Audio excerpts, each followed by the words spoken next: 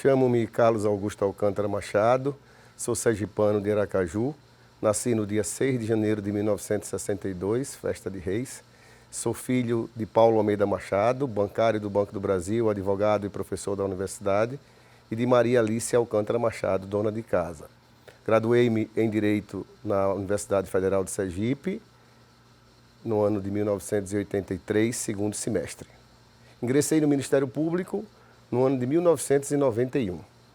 Eu sou o segundo filho, mais velho, de um grupo de irmãos de 5 pessoas. Eu tenho um irmão mais velho, Paulo, depois sou eu, depois uma irmã Elaci, depois um irmão Sávio e, ao final, uma irmã Célia. Então somos 3 homens e 2 mulheres. Nós nascemos e nos criamos aqui no centro de Aracaju, exatamente na esquina da rua de Maruim com Pacatuba, aqui próximo do Tribunal de Justiça. E, na verdade, eram tempos bem diferentes dos tempos atuais, não é? A nossa infância, a nossa juventude foi brincando nos arredores da nossa casa, na rua mesmo, por assim dizer. Com os vizinhos, os amigos, brincávamos de bola, de pique-esconde, enfim, exatamente na rua. E pescávamos aí no rio, aqui próximo, não é? Da nossa casa. E, enfim, era uma infância bastante saudável, tranquila. Frequentávamos o Yacht Club durante o período da juventude. Íamos, inclusive, a pé às festas do Yacht Club sem nenhum problema de segurança. Eu estudei também próximo da minha casa, onde funcionava o Colégio de Salvador, aqui na Rua da Frente, com ingresso posteriormente pela Rua de Pacatuba, mas também pela Avenida Ivo do Prado, na Rua da Frente. Então, passei toda a minha fase escolar no Colégio Salvador. Ingressei no infantil, como se chamava antigamente, aliás, no maternal, infantil, pré-escolar. Passei todo o período do primário com as irmãs Galrão Leite, Dona Maria e Dona Bernadette, e depois ginásio científico, como se dizia antigamente, né, nos tempos que passamos lá no colégio, e, portanto, concluí toda a minha vida escolar no Colégio Salvador, exclusivamente de lá sair para a universidade. Era um colégio que se destacava pela religião, pela difusão da fé católica, pela disciplina, pelo civismo e por uma rigidez muito grande no ensino. Eu tenho excelentes lembranças do Colégio Salvador. Na verdade, eu nunca tive problema de disciplina ou de mesmo relacionamento, porque eu sempre fui muito dedicado aos estudos. Desde criança, eu sempre soube dividir bem os momentos. Os momentos de estudo era para estudar, os momentos de brincar era para brincar, mas dividia bem mesmo, não era algo que ficaria assim muito rigorosamente voltado para os estudos, nem muito menos sem ter uma atenção especial para eles. Eu dividia bem e aqueles que se destacavam, que eram bons alunos, que eram estudiosos, não tinham problema no Colégio de Salvador. Portanto, eu tenho só boas lembranças do Colégio de Salvador, em que pese a disciplina ter sido muito rígida, mas a formação que eu obtive na minha família, complementada pelo colégio, foi muito importante para a minha vida social, familiar e profissional.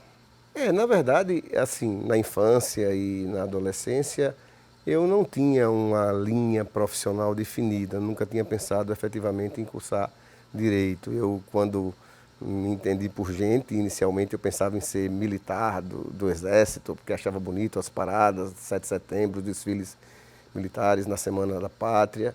Depois eu me encantei pela busca do descobrimento da natureza e da vida e da origem da vida e do átomo. Eu quis fazer física nuclear, pensava nisso, mas na verdade eram apenas inspirações, encantamentos, mas não uma, vamos dizer assim, vocação. Vocação eu percebi já no ensino médio, quando eu resolvi fazer um curso que não fui nem incentivado a fazer, o curso de Direito. Naquela época, os cursos dos alunos que se destacavam, dos bons alunos, eram sempre voltados para a carreira médica, a medicina e a engenharia. Hoje já mudou bastante, mas naquela época era assim, era medicina e engenharia. Hoje engenharia não está assim com tanta procura, mas naquela época era esse. Quando eu disse, inclusive, que ia fazer o curso de Direito, os professores, alguns deles não me aconselhavam, mas pai, você vai entrar num curso que não é talvez o mais concorrido, você vai ter uma boa pontuação, e eu não. Claro que, por certo, a influência de meu pai, como um profissional de direito dedicado, e o desejo de trabalhar com o fato social e os conflitos sociais, me impulsionaram a escolher a carreira jurídica, quero crer com influência de meu pai, mas ele nunca interferiu nas nossas escolhas profissionais, sempre nos deixou muito livres. E dentro dessa liberdade eu resolvi fazer Direito, comecei o curso de Direito ainda na antiga Faculdade de Direito ali da Rua da Frente, da Avenida Ivo do Prado, nesse prédio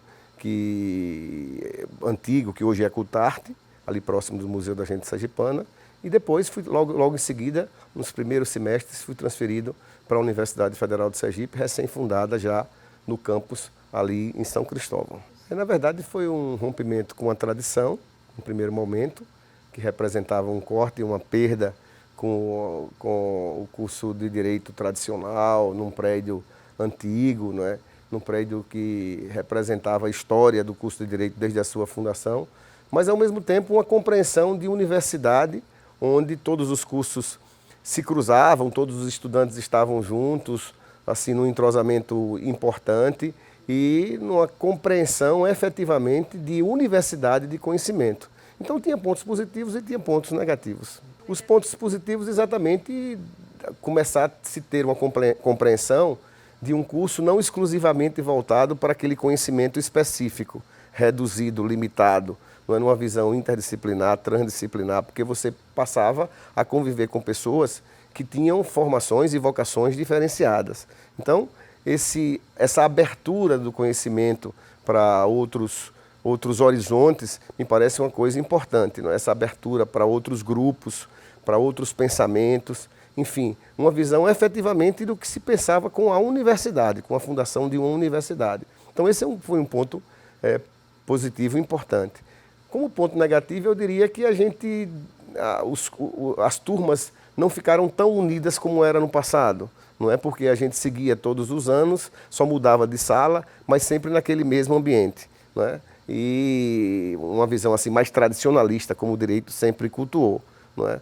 Por outro lado, a gente deu um passo e avançou para uma visão mais universalista. Tenho grandes recordações, boas lembranças. Tivemos excelentes mestres, como o ministro Fontes de Alencar, com a sua cultura jurídica invejável, com a sua memória, conhecia o Código de Processo Penal de cor, o professor Antônio Góes, o professor Eduardo Cabral, o professor Luiz Bispo, enfim, meu próprio pai, Paulo Almeida Machado, era professor de Direito Civil. Só foi aluno dele? Fui aluno dele. Assim, é uma experiência interessante, mas ao mesmo tempo difícil, porque meu pai sempre foi uma pessoa muito rígida, não é? E no relacionamento pai e filho é uma coisa, no relacionamento professor-aluno outra coisa, e depois ele era muito consciente dos seus deveres, era muito ético, muito responsável, e acho que ele ficava com receio de que alguém pudesse pensar que havia algum favorecimento. Então era um relacionamento bem sério e quase que afastado. Eu lembro que eu assistia às aulas quase de cabeça baixa, não é? Com receio de criar algum tumulto, de causar algum constrangimento, não fazia perguntas, mas enfim, meu pai sempre foi meu grande inspirador e o seu exemplo me fez prosseguir na carreira jurídica. Na verdade, o direito é uma ciência que lida com o fato social e com todas as fases da nossa vida, desde o momento que nascemos até o momento que nós morremos. E depois que morremos, com direito de sucessões, enfim. Então, na verdade, o direito acompanha toda a vida, toda a sociedade. E é um instrumento que busca regular a vida social, regular as condutas humanas e buscando a paz social. Então, é um instrumento importantíssimo e relevante, e sem ele a sociedade poderia ser levada à barbárie. Eu acho que o direito é muito importante. O fim do direito é a paz social, e a coação que o direito se vale para poder impor o cumprimento das normas é exatamente para fazer com que a sociedade conviva, apesar dos conflitos que são inerentes à natureza humana.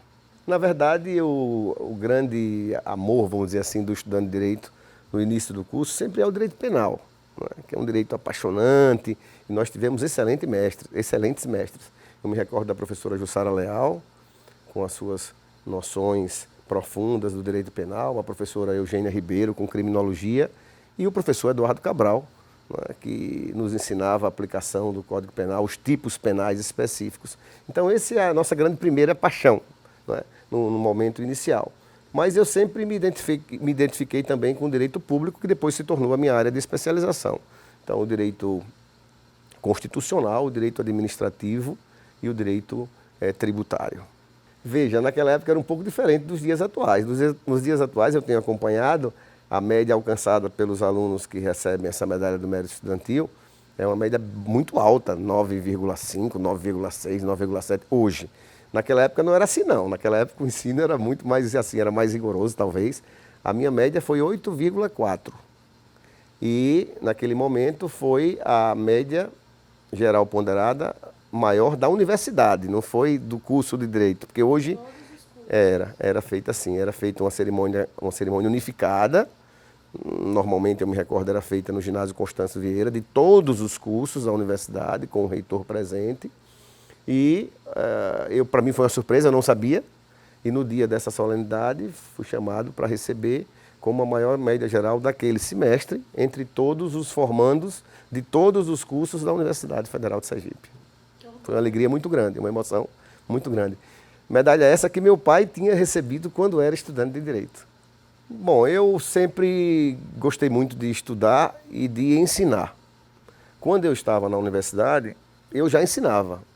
Naquela época era possível os estudantes de Direito, estudantes universitários em geral, eles podiam ensinar disciplinas correlatas. Então, mesmo sem ser formado em licenciatura específica naquela área. Então eu ensinava história. Ensinava história no ensino médio e também, como a gente dizia antigamente, no ginásio, não é? No ensino fundamental maior, não é? No ginásio. Eu ensinava história nas primeiras séries, em todas as séries do ginásio e nos 3 anos do ensino médio, que a gente chamava de segundo grau. Eu dei aula no Colégio Salvador, não é? Dei aula na Escola Nobre de Sergipe, que funcionava ali na Praça Camerino. Dei aula no Grêmio Escolar Graco Cardoso e também em cursos pré-vestibulares, no Visão, no curso sergipense.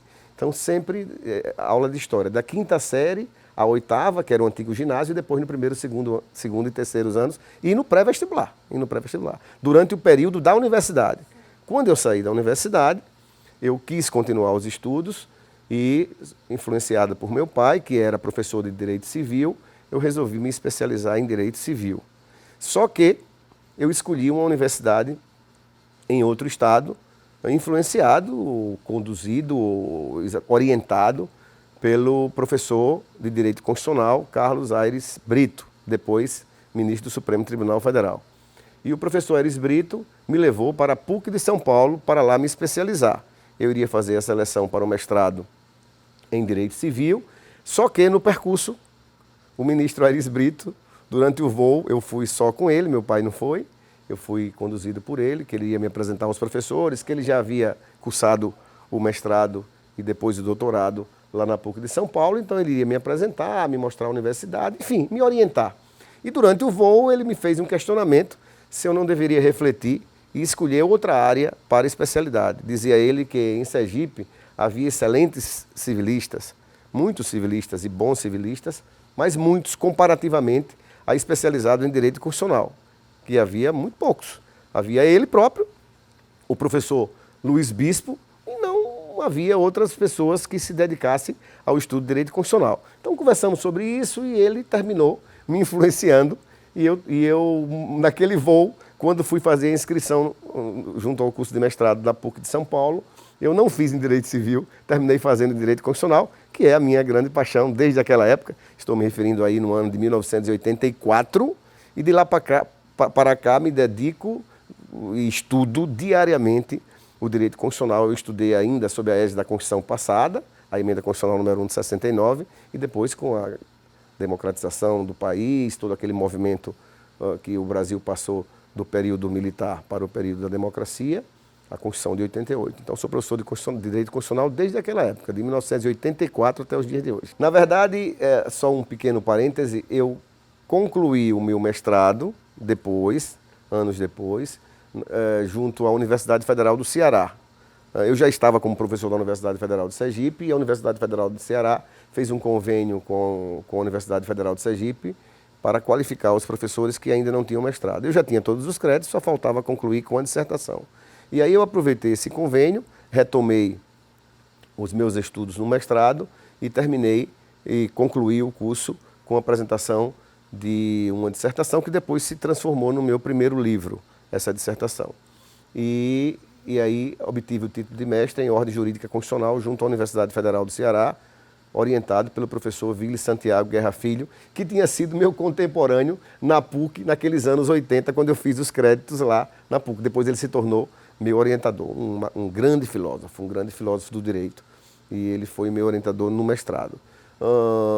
Tempos depois, anos depois, já na maturidade, eu tive a oportunidade de fazer o doutorado.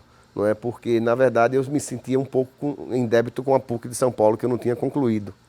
E aí, em um determinado congresso, eu estava dando uma palestra e me encontrei com um professor que também participava do congresso e tratou de um tema que eu estava tratando desse tema, que já aprofundava há alguns anos, e foram dizer a ele que eu estava tratando de um tema que ele também tratava, só que eu não sabia que ele tratava desse tema.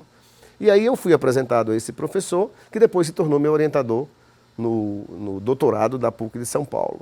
Eu fui comunicado, percebi que havia essa linha de pesquisa e eu fui estudar a fraternidade como categoria jurídica, que é um princípio novo, que está presente na Constituição, mas pouco explorado, porque tem uma vinculação um pouco com a religião e as pessoas às vezes confundem dizendo que a fraternidade só tem a ver com a religião, e eu queria fazer um estudo jurídico da fraternidade. No mestrado eu trabalhei com mandado de injunção, que era um instrumento político, um instrumento jurídico, uma novidade grande da Constituição de 88, até então inexistente na história constitucional brasileira.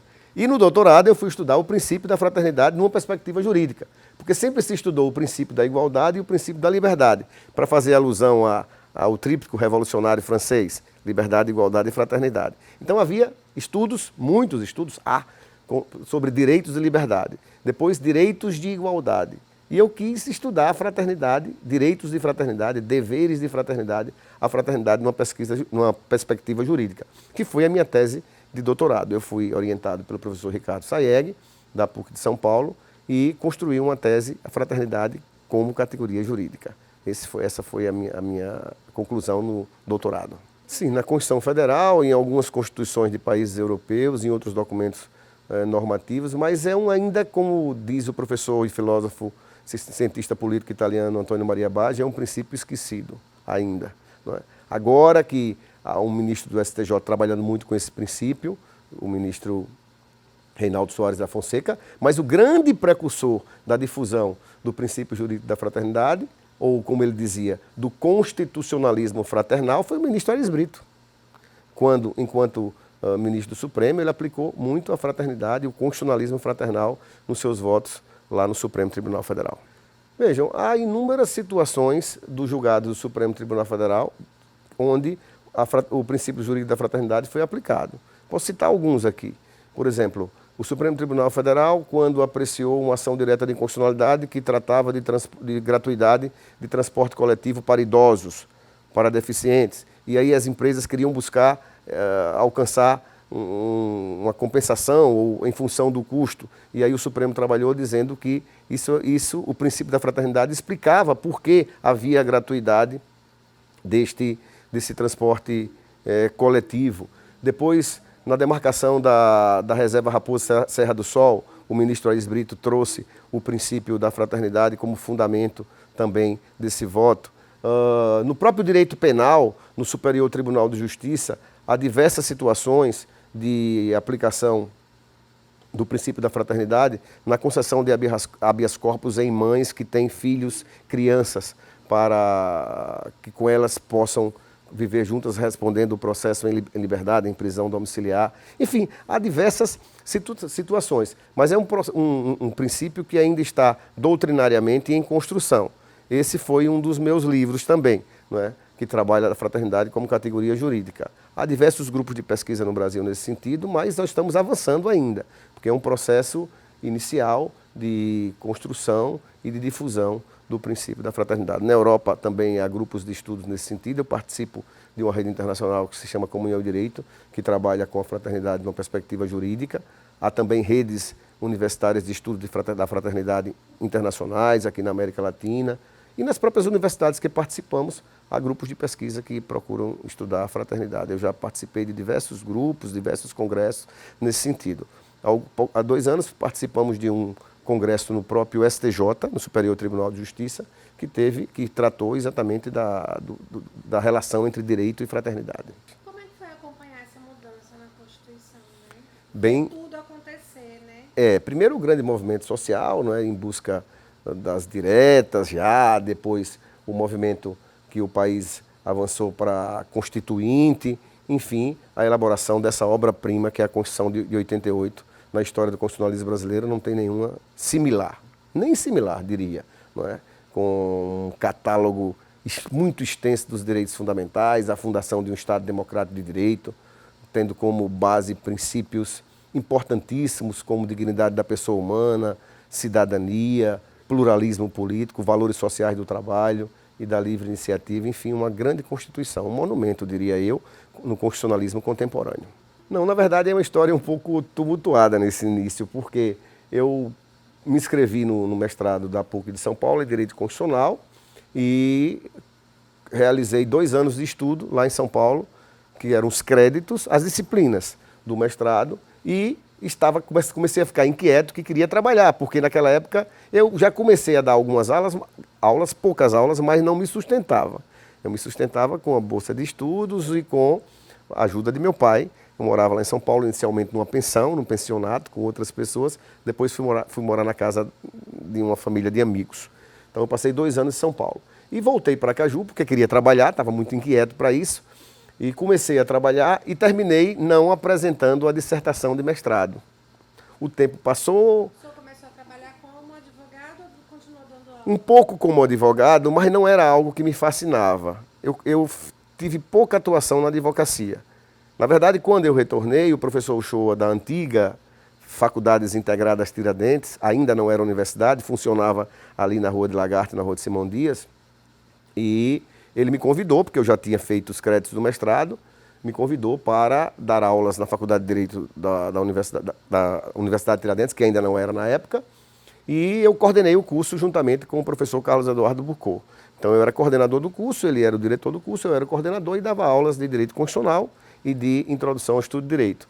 E ao mesmo tempo advogava. Advogado, poucas causas, não muitas causas, porque nunca foi, como disse, a minha paixão, a advocacia militante. E aí fiquei na coordenação do curso, dando algumas aulas, e logo no ano subsequente eu fui convidado pelo advogado João Fontes, que tinha assumido a presidência como diretor-presidente da Energipe, que era à época uma empresa vinculada à administração indireta do Estado, era a maior estatal, e ele assumiu como presidente e me convidou para coordenar o gabinete da presidência, e eu fui para a Energipe e lá fiquei alguns anos antes de ingressar no Ministério Público.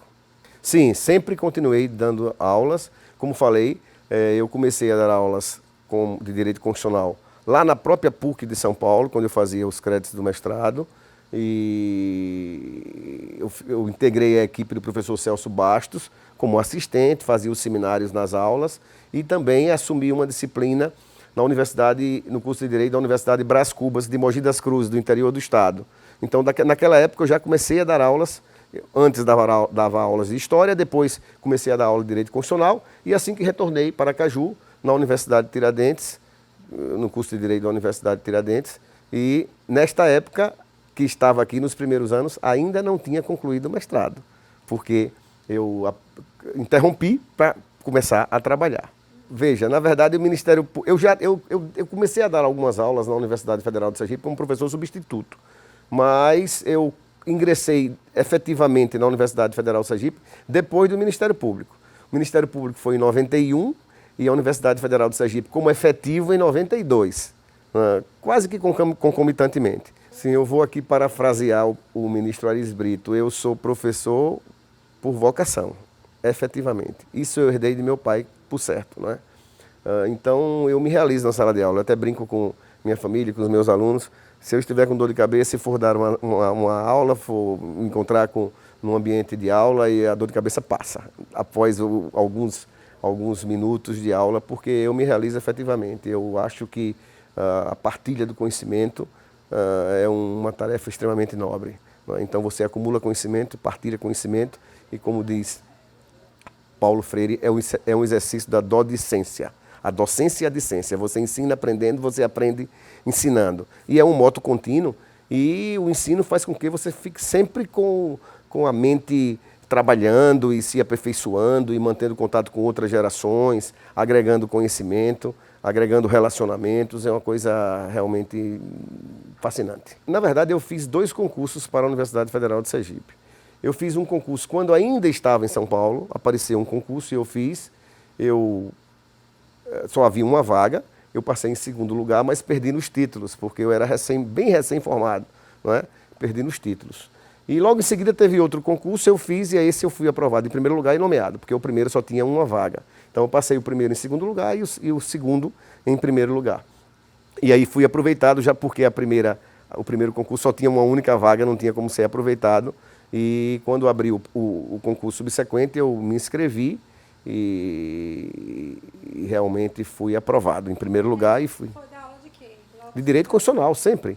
Sempre. A minha vida inteira da docência superior está voltada a Direito Constitucional, com algumas incursões em Introdução ao Estudo de Direito, Filosofia do Direito, mas particularmente Direito Constitucional ou alguma disciplina que esteja na família do Direito Constitucional. Teoria do Estado, Direito Constitucional Estadual, Direito Municipal, sempre como gravitando em torno do Direito Constitucional, sempre, esses anos todos, desde 1984 até os dias atuais.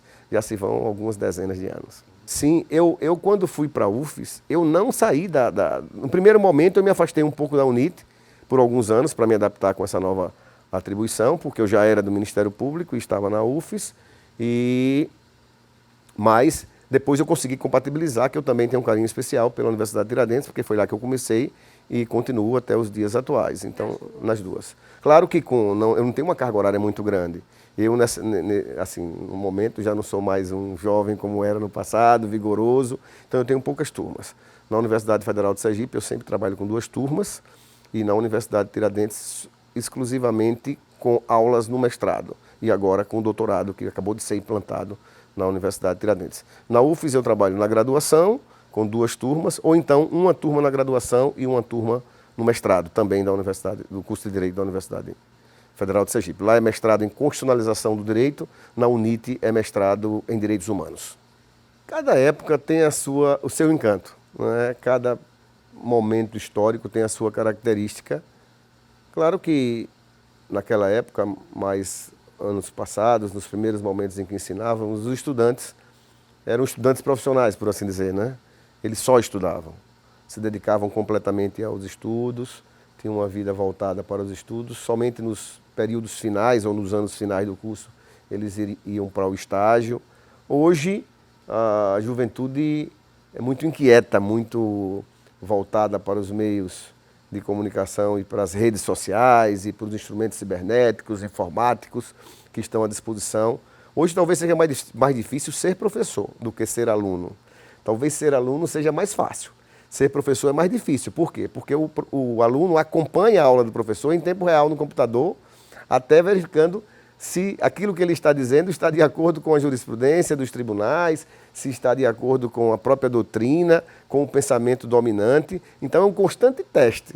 Eu tenho a alegria de dizer que eu não tenho muitos problemas com os alunos. Nunca tive muitos problemas. Pontualmente, uma situação ou outra, mas nesses anos todos de sala de aula, eu nunca tive muitos problemas não, porque eu sempre mantive uma postura de seriedade, de cumprimento dos meus deveres, de pontualidade, de cumprimento do programa e um relacionamento, acima de tudo, respeitoso com o aluno.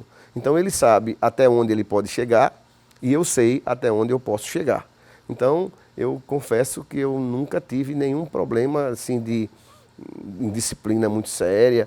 Claro que quando a gente percebe que a coisa está avançando, a gente para, conversa, chama as pessoas na responsabilidade, mostra o papel do professor na sala de aula, o que é que eu estou fazendo particularmente ali, eu digo dou o meu exemplo.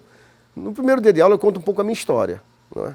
E aí eu trago os alunos para mim, no sentido de dizer que nós estamos ali para construir juntos o conhecimento, não é? E essa cumplicidade professor-aluno tem me trazido bons frutos. nunca tive grandes problemas, confesso. Assim, sem falsa modéstia, eu acho que não me recordo de ter sido objeto de um desrespeito por parte do aluno nessas mais de 3 décadas que eu ensino, sinceramente. Então, na verdade, o conhecimento, o saber, a partilha do saber, a socialização do conhecimento, você perceber como as pessoas crescem no conhecimento, chegam verdes, imaturos, e pouco a pouco a gente percebe no final do período como eles cresceram, os passos que deram, a ligação que eu sempre procuro fazer com aquilo que a sociedade está vivendo, particularmente a relação Estado-sociedade em razão do direito constitucional, a relação entre os poderes estatais, enfim, ligando com aquilo que a mídia noticia, aquilo que o país está vivendo, e ultimamente os fatos são muitos que facilitam trazer para a sala de aula essas discussões.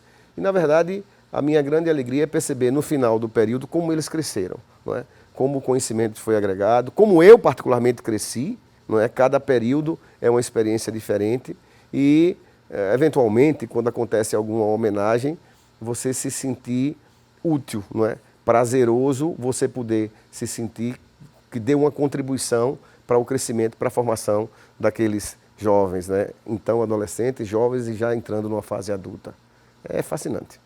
Na verdade, foram 2 coisas, ou melhor, 3 coisas.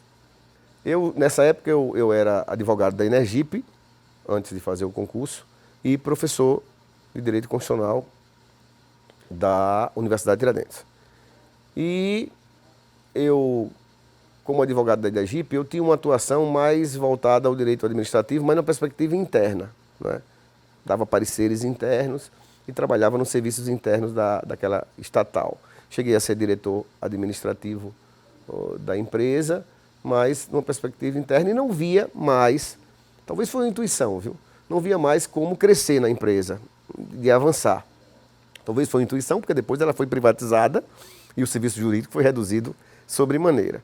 Então, eu comecei a pensar em buscar outros horizontes profissionais, mas, na verdade, os grandes incentivadores dessa minha busca por outros horizontes profissionais foram minha esposa e minha mãe, não é? Eu confesso que eu tinha um certo receio de fazer concurso público. Por quê? Porque eu já era professor, tinha um certo reconhecimento, não é? Tinha uma atividade profissional já relativamente consolidada e tinha receio de fazer concurso e eventualmente perder, porque concurso é uma loteria. E eu, como professor, ficava um pouco envergonhado. Será que eu vou perder? O que é que eu vou dizer aos meus alunos? Eles não vão mais confiar em mim. E minha mãe e minha esposa diziam, não, você vai passar no concurso, se inscreva que você passa, tal. E aí eu confiei naquela previsão das 2 mulheres importantes da minha vida. Depois apareceu uma terceira, que foi minha filha, que é minha filha, não é? E aí eu fiz o concurso e obtive êxito no concurso que fiz e já estou lá desde o ano de 1991.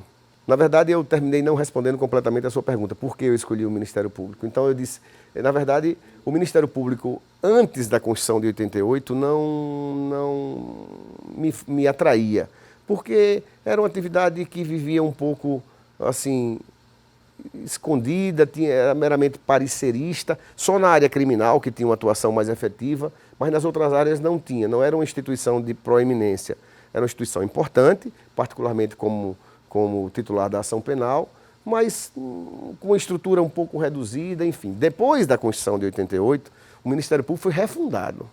A Constituição de 88 deu um upgrade no Ministério Público importante, não só em relação às suas tradicionais funções, mas em relação às novas funções que assumiu. O Ministério Público passou a ser reconhecido como um verdadeiro ombudsman, um defensor do povo, não um defensor público, um defensor do povo, para as grandes causas sociais, coletivas. Por isso que o artigo 127 da Constituição conceitua o Ministério Público como uma instituição permanente e essencial à função jurisdicional do Estado, cabendo-lhe 3 grandes atribuições. A defesa da ordem jurídica, que nós chamamos custos legis, custos iuris, a defesa do regime democrático, então é importantíssimo para a cidadania, e a defesa dos interesses sociais e individuais indisponíveis. Então, toda aquela parte de interesses coletivos e difusos, transindividuais, foi confiada ao Ministério Público. Então, esse Ministério Público me atraiu como instrumento de transformação social. Então, associado ao incentivo das 2 da minha mãe e da minha esposa, e depois dessa nova feição institucional do Ministério Público, efetivamente me encantou. E aí eu parti, foi o único concurso que eu fiz para as carreiras jurídicas, tirando a docência, foi o concurso para o Ministério Público. E lá estou até os dias atuais. Comecei na comarca de Nossa Senhora das Dores, que foi o meu primeiro cargo de promotor de justiça, de primeira entrância. Lá comecei. Olha, e na verdade, nós tínhamos atividades da promotoria às segundas-feiras aqui, não é? Porque tinha no estágio probatório, tinha todas aquelas lições, aqueles encontros com a corregedoria. E de terça a sexta ficava na comarca. Ia na terça-feira, dormia lá e só voltava na sexta-feira. Eventualmente, quando às vezes tinha alguma aula no meio da semana, voltava à noite para dar aula, mas no outro dia de manhã imediatamente retornava. Inicialmente não tinha acomodações no fórum, fora aqueles fóruns antigos, em convênio com a prefeitura. Então eu dormia na casa de amigos, na cidade, às vezes em hotéis, pousadas, pensões.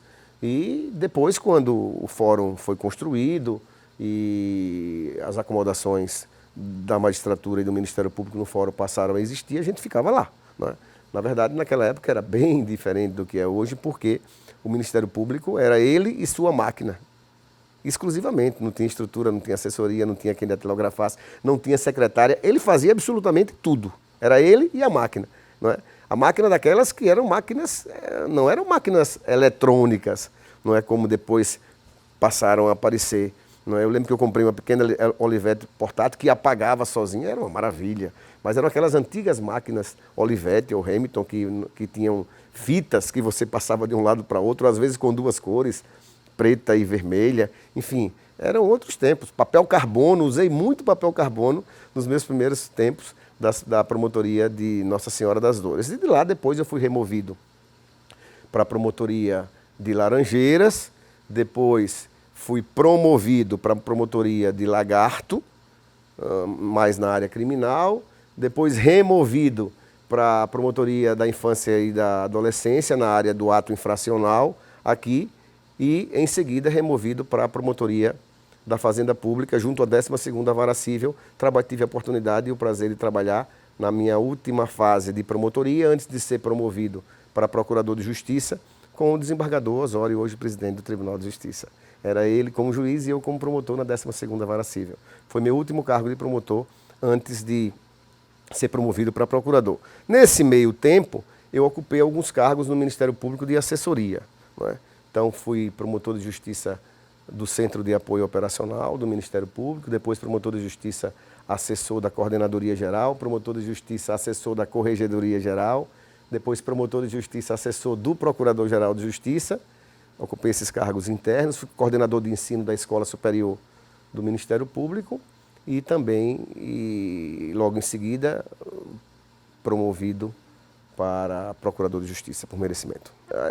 Uma experiência muito importante para mim foram meus 2 primeiros anos de Ministério Público, que eu passei na cidade de Nossa Senhora das Dores, que não era só Nossa Senhora das Dores, a comarca era integrada pelo município, além de Dores, que era o município sede, o município de Siriri e Cumbe.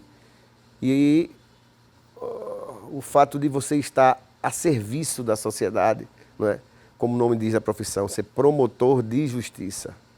Antigamente se chamava promotor público, mas a Constituição mudou essa nomenclatura e a legislação pós-Constituição. Promotor de justiça. Você está ali atento aos problemas sociais, não é? Além das tradicionais funções criminais e civis que o Ministério Público tem, mas com aqueles instrumentos novos que a Constituição e a legislação trouxe para o Ministério Público, atender a sociedade, os seus anseios, nas diversas áreas, não é? Nas áreas de implementação dos direitos fundamentais. Então, o promotor de justiça tem atuação importantíssima na área da defesa dos direitos de educação, de saúde, consumidor, criança e adolescente, idoso, direitos humanos em geral, enfim, uma atividade que a serviço da sociedade importantíssima. E a sociedade encontra no Ministério Público e agora com a Defensoria Pública, estruturada também, mas inicialmente só no Ministério Público, o seu grande refúgio, onde ele ia bater, onde ele ia buscar atender os seus anseios, os direitos que não eram implementados. E com a Constituição de 88, houve um boom na judicialização, porque antes havia repressão. Direitos não se garantiam. Com a Constituição de 88, aquele artigo 5º enorme, cheio de direitos fundamentais, e a sociedade se sentiu assim, antes represada, é como se rompesse a represa, e ela foi e encontrou no Ministério Público esse local onde os seus anseios, o Ministério Público, como uma magistratura diferente, estava ali para acolher as angústias, as inquietações, os anseios da sociedade e buscar implementar, zelando junto aos poderes públicos pela efetividade e pela garantia dos direitos fundamentais do cidadão. Então, quando a gente está no interior, a gente é o clínico geral, né? Atende tudo, está ali. Você gostava de Sim, muito, muito, muito, muito. Esse contato com o povo, eu acho que foram os 2 anos bem importantes da minha vida, com esse contato assim direto com o povo e se sentindo efetivamente promotor de justiça. Eu acho que o promotor de justiça e o juiz efetivamente, ele está mais perto do povo quando ele é juiz de comarca, né? E quando ele é promotor de promotoria do interior. Depois ele se especializa, é necessário para poder servir melhor a sociedade nas varas específicas, nas promotorias específicas, como fui, não é? Na área da infância e da juventude, na área da fazenda pública, enfim. Porque em Laranjeiras eu passei algumas semanas só, foi muito rápido, porque eu fui convocado para ser assessor do Procurador-Geral, e aí eu não fiquei tanto tempo em Laranjeiras. Em Lagarto foram poucos meses também, na área criminal. Logo, logo eu fui removido para Aracaju. Então, os 2 primeiros anos em Nossa Senhora das Dores, Cumbe e Siriri, ali vivendo, ali dormindo, só retornando no final de semana em casa, foi minha grande escola do Ministério Público. Na verdade, se nós pudéssemos comparar com a estrutura da magistratura, para ficar mais compreensível, não é? É o seguinte, assim como o promotor está para o juiz, quer dizer, o promotor trabalha com o juiz, cada um com atribuições diferentes, mas sem hierarquia entre os dois. Então, naquela unidade jurisdicional, nós temos a magistratura, representada pelo juiz de direito, eu estou me referindo à Justiça Estadual, e o membro do Ministério Público, representado pelo promotor de justiça. Isso na primeira instância. Dentro desse grau, poderão existir entrâncias, que são graus dentro da mesma instância, dentro do mesmo nível. Então tem o promotor e o juiz de primeira instância, o promotor e o juiz de segunda instância. Isso é primeira instância. Promotor de justiça e juiz de direito. Numa segunda instância, onde estão na magistratura os desembargadores, estão os procuradores de justiça. Então, promotor de justiça, procurador de justiça. Promotor de justiça trabalhando com o juiz de direito, os procuradores de justiça funcionando junto aos desembargadores. Então, assim como no tribunal, nós temos o tribunal pleno, no tribunal pleno funciona o procurador-geral de justiça e nas câmaras cíveis e criminais funcionam junto aos desembargadores respectivos, procuradores de justiça com atribuições cíveis e procuradores de justiça com atribuições criminais. Na verdade, o promotor de justiça ele tem uma atividade mais proativa do que o procurador de justiça, porque o promotor de justiça pode promover ações civis públicas, não é? Pode, consequentemente, buscar a tutela jurisdicional, provocar a jurisdição com mais possibilidades. O procurador de justiça, como ele funciona junto às câmaras, ele funciona, na maioria das vezes, como pareceristas. Então, eles examinam os processos onde a atuação do Ministério Público se faz necessária, no caso da jurisdição civil, nos casos onde há interesse público, ou então em função da qualidade da parte, e no caso da área criminal, em todos os processos, ele examina e praticamente funciona como custos leves, fiscal da lei, defensor da ordem jurídica. Então, é menos proativo do que o promotor, porque ele pode ingressar com ações.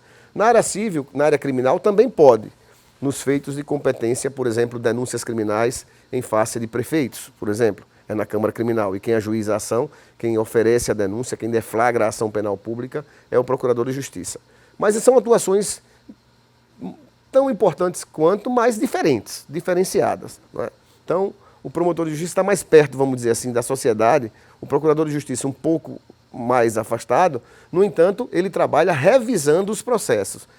Pressupõe, portanto, uma maior maturidade, porque ele vai examinar os recursos, assim como o tribunal. Então, assim como os desembargadores examinam recursos, julgando agravos, apelações, enfim, o procurador de justiça funciona nesses processos, dando seus respectivos pareceres, que servirão como como fundamento também, subsídios valiosos, a sua opinião para o julgamento final, os votos proferidos pelos desembargadores. Para mim foi uma grande surpresa, a grande mentora, por assim dizer, da Academia Sergipana de Letras Jurídicas, foi e é a minha professora da Faculdade de Direito, que eu não tinha citado antes, porque gostaria de citar neste momento, com algum destaque, a professora Adélia Moreira Pessoa, que é a presidente da Academia Sergipana de Letras Jurídicas. Na verdade, ela, juntamente com um grupo de juristas, de profissionais conceituados do mundo do direito em Sergipe, resolveram criar a academia que não existia em Sergipe, não é? E pensaram em algumas autoridades do mundo jurídico sergipano, clássicas, como Tobias Barreto, por exemplo, Gomercindo Bessa, e outras mais recentes, e entre as quais se pensou em homenagear, na cadeira de número 28, o jurista sergipano, professor da Faculdade de Direito da Universidade Federal de Sergipe e da Faculdade de Direito durante muitos anos. Durante 40 anos meu pai foi professor de Direito Civil, não é?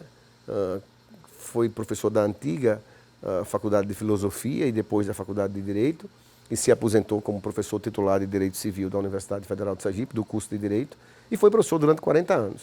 E os acadêmicos que estavam se apresentando inicialmente, aqueles que idealizaram a Academia Sergipana de Letras Jurídicas, através do braço forte da inspiradora de todos nós, que é a professora Adélia Moreira Pessoa, que depois se tornou minha colega no Ministério Público, foi minha professora, eu fui o seu primeiro monitor na disciplina Introdução ao Estudo de Direito, quando eu era estudante na universidade, e essas pessoas pensaram nos patronos da Academia Sergipana de Letras Jurídicas, e um desses patronos foi meu pai, e eu fui convidado para ocupar, para minha honra, alegria e surpresa, não é?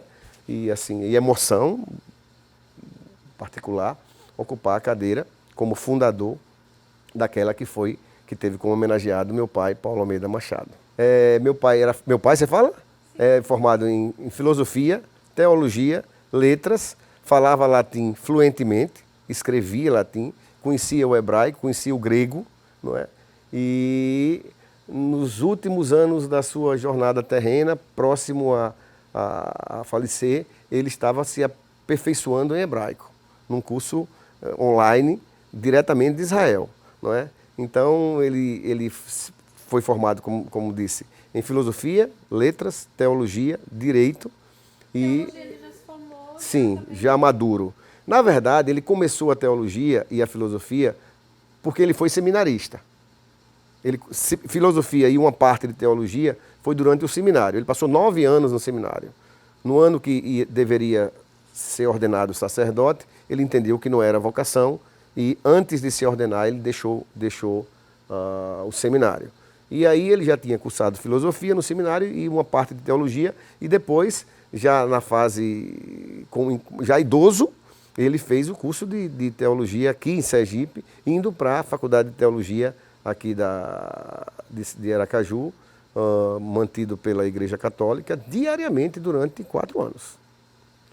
Já por volta de 80 anos, que era o grande sonho dele se formar em teologia. Fez a pós-graduação também na área de ensino religioso. Enfim, meu pai foi jornalista uma fase da sua vida, inclusive recentemente eu publiquei um livro sobre a história dele enquanto jornalista.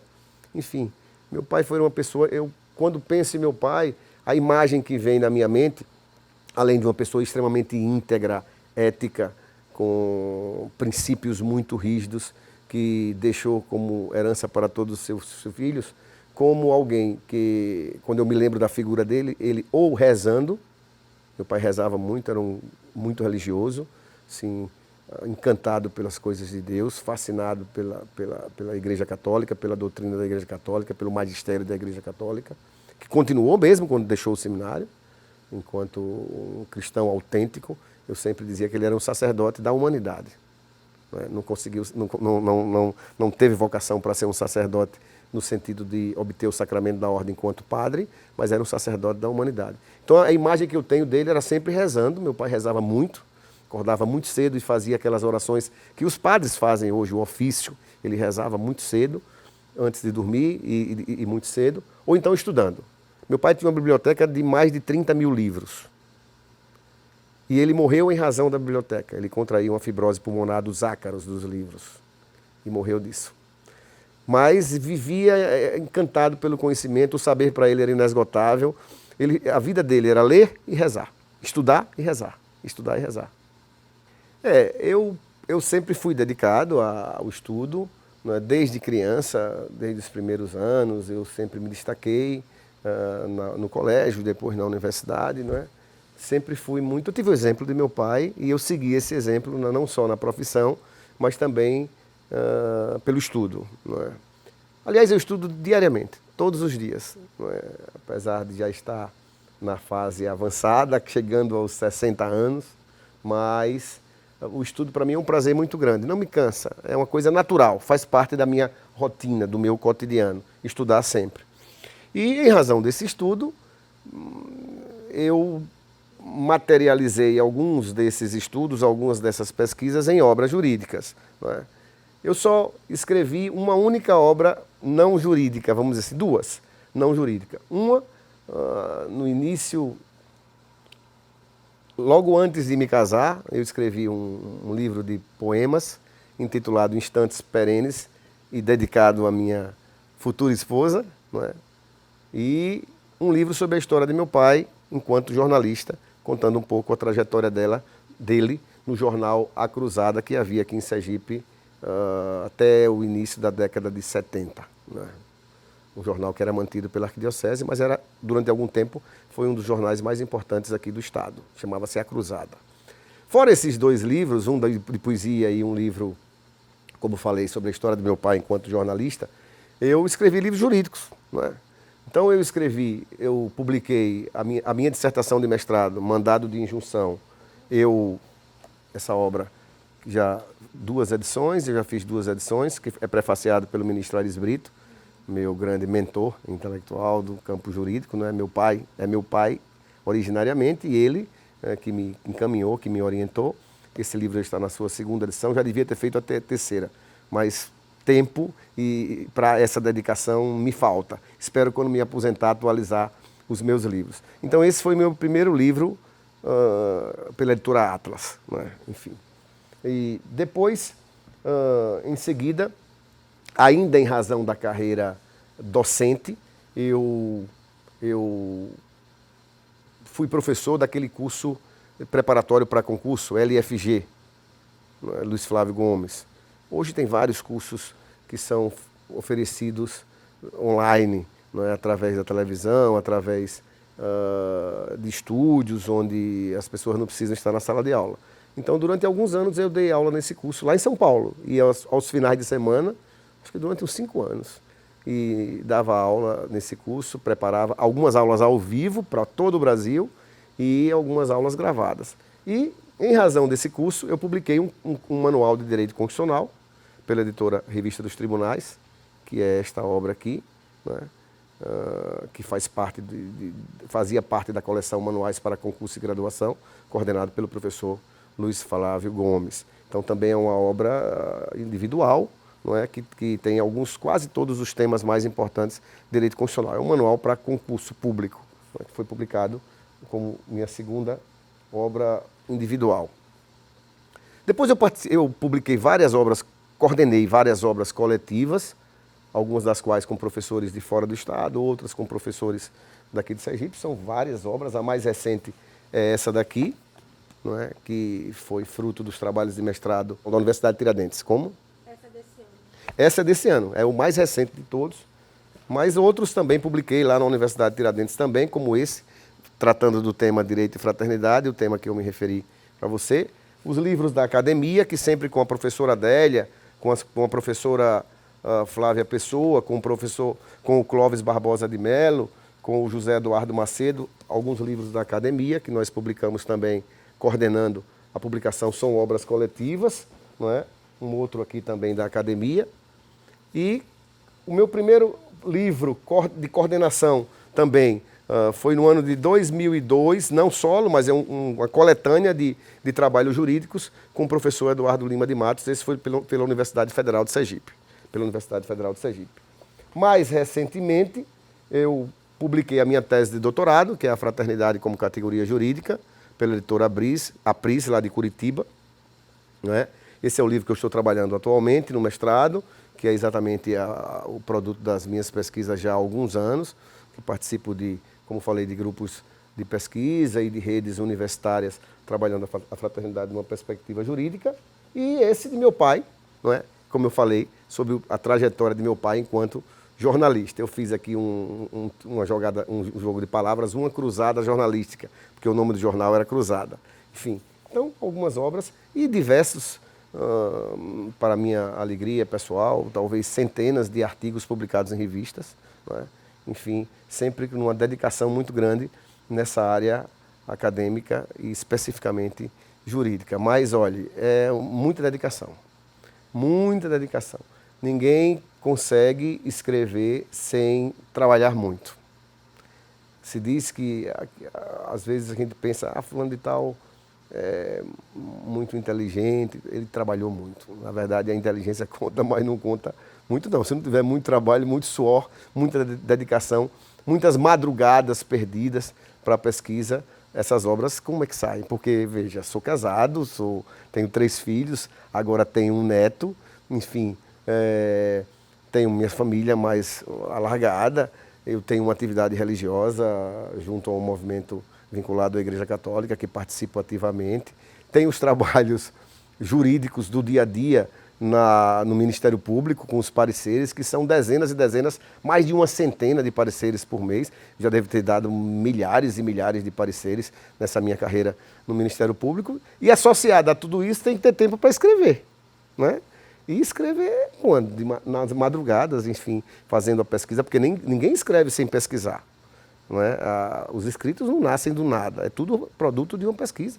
São centenas de obras lidas que possibilitam, depois, a partir de reflexões, a partir de discussões com colegas da área, sair ali um artigo, uma obra mais, vamos dizer assim, densa como um livro, não é simples, não é muito trabalho. Tem um episódio pequeno, vamos dizer assim, no que diz respeito ao tempo da minha vida, que é bastante interessante. Eu registro isso como um momento importante até de amadurecimento profissional e contribuição ao meu estado e à minha cidade. Foi que durante uma fase da minha vida, no ano de 1988, eu fui secretário de administração do município de Aracaju, durante alguns meses. Né? Na verdade, ocorreu uma intervenção do Estado no município de Aracaju, em razão de alguns problemas administrativos, e fui convidado pelo governador da época, que era o responsável pela intervenção do Estado no município, e indicado pelo presidente da estatal que eu trabalhava, que era o advogado João Fontes da Energipe, para ser o secretário de administração. Então, com 26 anos, eu assumi um importante encargo de trabalhar numa intervenção, que era algo traumático, difícil, politicamente complexo, e durante alguns meses eu trabalhei como secretário de administração do município de Aracaju, durante a interventoria do Dr. Antônio Militão. Foi Estava em intervenção por quê, na capital? porque houve um problema jurídico, um problema jurídico, como a Constituição estabelece, que é possível a intervenção do Estado no município para resolver problemas administrativos que ocorrem no município e que estão previstos na Constituição. Então, houve algumas situações de descumprimento de normas, de má aplicação de recursos, como foi dito na época no processo interventivo, enfim, situações de não cumprimento das normas financeiras, e aí houve uma intervenção autorizada pela Assembleia Legislativa do Estado no município para corrigir os problemas, depois voltar às autoridades que lá estavam. Foi em que ano isso? 1988. Quando eu fui convidado, eu era, na época, diretor administrativo da Energipe, então já estava na gestão administrativa e tinha formação jurídica, trabalhava, portanto, com o direito administrativo, mas eu, como a gente diz na linguagem comum, o povo do dia a dia, tremi nas bases, porque era bastante jovem, não tinha muita experiência, tinha alguma experiência, mas não tinha muita, e enfrentar uma questão extremamente complexa, como era um processo interventivo, extremamente delicado, com auditorias que deveriam ser realizadas para verificar situações de irregularidades e dar um encaminhamento ao Tribunal de Contas, ao Ministério Público. Foi complexo. Mas, olhe, eu com sempre sobriedade, tranquilidade e equilíbrio, me desincumbi da tarefa que me foi confiada, sem grandes traumas. Foi uma experiência importante na minha vida, difícil pela responsabilidade que sobre os meus ombros ainda da juventude, não é? Com 26 anos me foram postos, mas eu consegui me desvencilhar deste empenho e não me recordo de ter cometido grandes equívocos, não me recordo. Veja, eu tenho a impressão, eu já refleti muito sobre isso, que na verdade professor não é profissão. Eu lembro uma certa feita de uma pessoa que se dirigiu ao ministro Fontes de Alencar, qualificando como professor. Ele já era ministro. E imediatamente pediu desculpa. Desculpe, ministro. E o ministro Fontes de Alencar parou, foi desembargador dessa casa, grande professor. Ele parou com aquele jeito dele sereno, reflexivo, e disse: meu filho, você me fez um elogio, porque o professor fez o ministro não faz um professor. E é verdade. O professor forma gerações e forma profissões. Então o professor não se improvisa. O professor, como falei, é uma vocação. Ou você tem, ou você não tem. Você pode ter como profissão professor, mas você não é como vocação professor. É um meio de vida. E aí você nunca será um grande professor. Porque o grande professor não faz por salário. Não realiza a sua atividade, sua obra por salário. Ele está ali mesmo de férias, nos momentos de lazer, ele atende os seus alunos, responde os e-mails, agora o WhatsApp, as outras redes sociais eu não tenho, porque eu não consigo alcançar, acompanhar. Enfim, ele está sempre voltado para o compromisso de formar aquelas pessoas, não só informar, mas formar. Então ele tem o exemplo, tem o compromisso com os princípios éticos.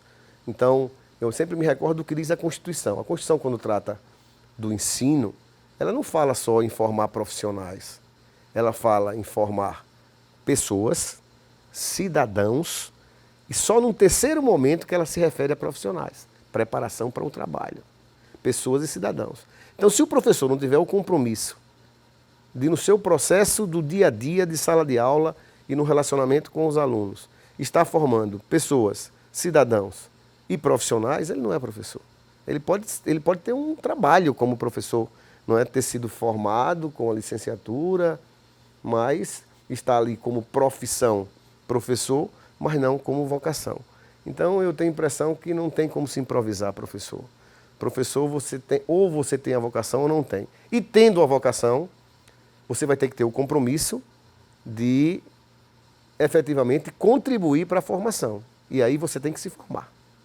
Tem que se formar, se manter atualizado, estudar muito, porque na verdade eu sempre brinco com os meus alunos, que eles dizem sempre, os alunos são muito práticos. Professor, qual é o livro-texto, qual é o livro base? Eu não tenho livro-texto, eu não tenho livro base, eu não indico o livro-texto.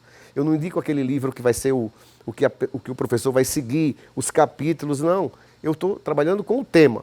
E naquele tema tem dezenas de livros. Claro, eu faço indicações bibliográficas, mas não sigo aquele livro-texto ou aquele livro base, porque eu acho que o aluno também tem que ter liberdade para voar, para escolher o autor, a teoria. Claro que você direciona a teoria dominante, você estabelece quais são as linhas doutrinárias, mas você não pode impedir que o aluno vá buscar o conhecimento na obra que ele achar que deve. Então, enfim, é uma tarefa, como disse, fascinante. Não é? É um compromisso que você tem, acima de tudo, com a formação de pessoas. Não é? Construção de uma nova humanidade, com bons profissionais, boas pessoas. Isso enquanto professor. Pois é um pouco como isso que eu falei, não é? Na verdade, nós não, como membros do Ministério Público, nós não formamos pessoas, mas transformamos a sociedade, ou temos um papel importante na transformação da sociedade. É outro relevantíssimo papel social, não é? Porque como eu disse anteriormente, o membro do Ministério Público, ele é um agente de transformação social. Não é? Ele contribui, ele não é o único agente, há outros tantos agentes, o próprio Poder Judiciário tem um papel relevantíssimo, mas quem provoca a jurisdição, quem leva os reclamos sociais, as angústias, os anseios para o Judiciário é o Ministério Público. Então, acima de tudo, ele tem que ter um compromisso com o que diz o próprio nome, não é? Que destaca o profissional, o promotor de justiça, aquele que vai promover a justiça. E você promove, muitas vezes, como diz a linguagem popular, indo atrás. E aí vem a outra categoria de membros do Ministério Público, procurador de justiça. Não é? Então, ele está ali e vai levar ao judiciário as grandes angústias, os grandes anseios, os grandes apelos sociais para que a justiça possa ser realizada com a sua colaboração. Então, na verdade, é uma profissão também fascinante, porque ela se apresenta como um mediador entre a sociedade e o Estado. E, claro, o Estado especificamente, não só o Estado administrador, mas o Estado juiz, não é? E levando também, através das decisões judiciais que ele vai provocar e contribuir na formação, o cumprimento da Constituição e das leis junto à sociedade e junto ao Estado. É uma tarefa muito importante e a responsabilidade é muito grande. Também não se improvisa, não é? Não se improvisa. Por isso que existem os órgãos de controle que estão aí exatamente para evitar que desvios aconteçam.